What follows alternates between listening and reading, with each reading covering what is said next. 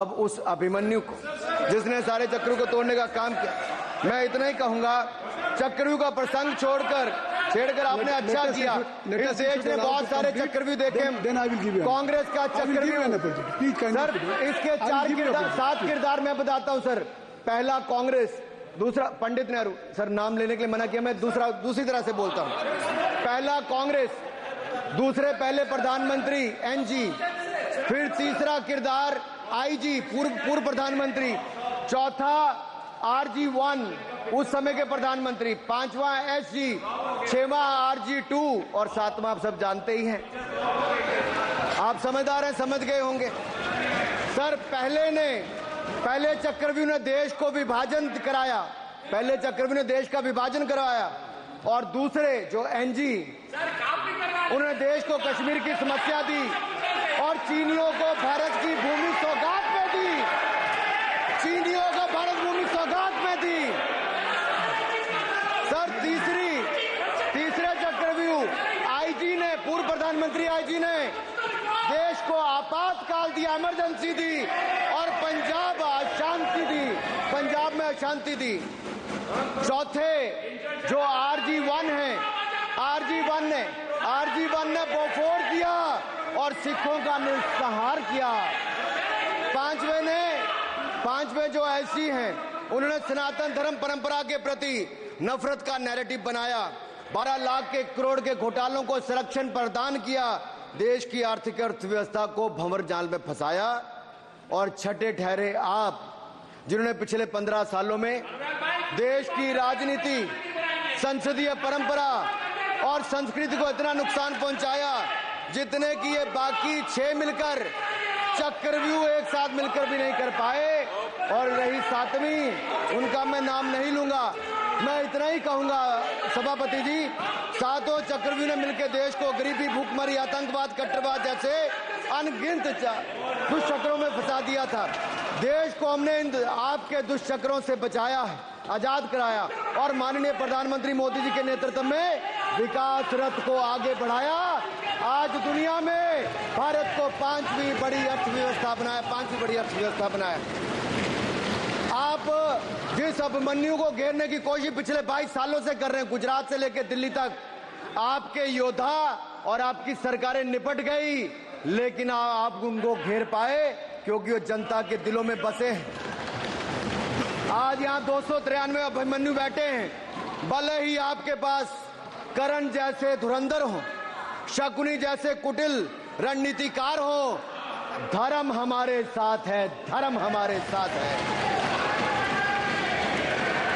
भले ही आपके पास नारायणी सेना हो, लेकिन स्वयं भगवान कृष्ण हमारे साथ है, स्वयं भगवान कृष्ण हमारे साथ है।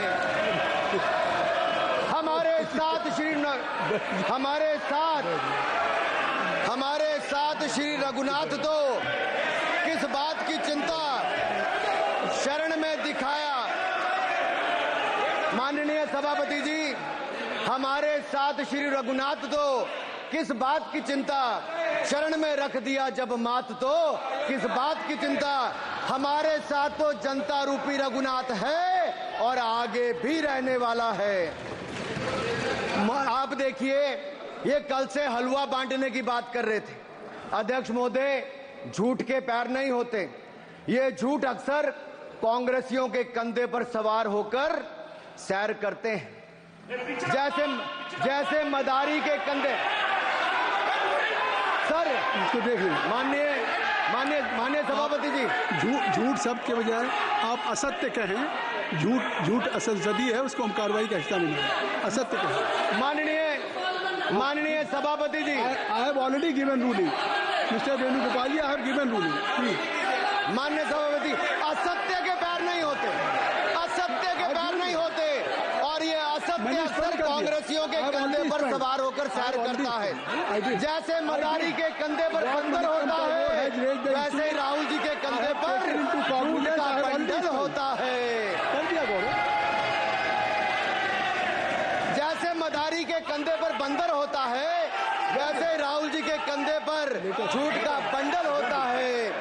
जिसे वो रोज यहाँ परोसते हैं। ये बजट पर सदन पर आफ्टर ही स्पीच।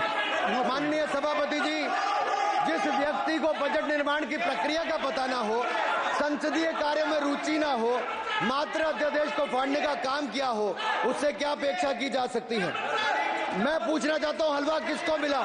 मैं पूछता हूं, हलवा किसको मिला? राहुल जी बताइए, हलवे की बात की थी, जीप घोटाले का हलवा किसने खाया? वो फोर्स घोटाले का हलवा किसने खाया? अंतरिक्ष देवास घोटाले का हलवा किसने खाया? नेशनल हेराल्ड के घोटाले का हलवा किसने खाया? सबमरीन घोटाले का हलवा किसने खाया? अगस्ता वेस्टलैंड घोटाले का हलवा किसने खाया? 2G स्कैम हलवा किसने खाया? कॉमनवेल्थ स्कीम का हलवा किसने खाया? कोयला घोटाले का हलवा किसने खाया? वाल्मीकि योजना घोटाले का हलवा किसने खाया? चारा घोटाले का हलवा किसने खाया? यूरिया स्कैम का हलवा किसने खाया? राहुल जी, हलवा मीठा था या फीका?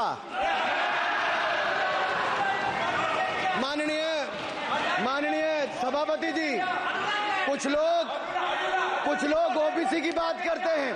मैं ये कहता हूं, इनके लिए ओबीसी है।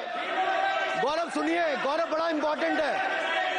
आप काइंडली एड्रेस टू द माननीय सर, इनके लिए ओबीसी का मतलब है only for brother in law commission, only for brother in law commission. और only for brother in law commission के लिए काम करने वाली पार्टी अदर बैकवर्ड कास्ट की बात करती है तो आर्नी को भी पंखे के साथ लटकर आत्महत्या कर लेनी चाहिए। मतलब जिस पार्टी ने अपने पार्टी के अध्यक्ष जो एक पिछड़े वंचित समाज से आते थे, उनको धोती से खींचकर पार्टी से बाहर निकाल दिया हो, उसके शहजादे हमें ज्ञान बांट रहे। अरे साहब, इनको पहले तो एलओपी का मतलब समझना पड़ेगा। ये लीडर ऑफ प्रोपेगेंडा नहीं, लीडर ऑफ ऑपोजिशन है। इसका मतलब लीडर ऑफ ऑपोजिशन है। सर, ये लीडर काइंडली लिसन मी। माननीय अध्यक्ष जी, माननीय अध्यक्ष जी, मैं जवाब आपको दे रहा हूँ। माननीय सभापति जी, माननीय मंत्री जी,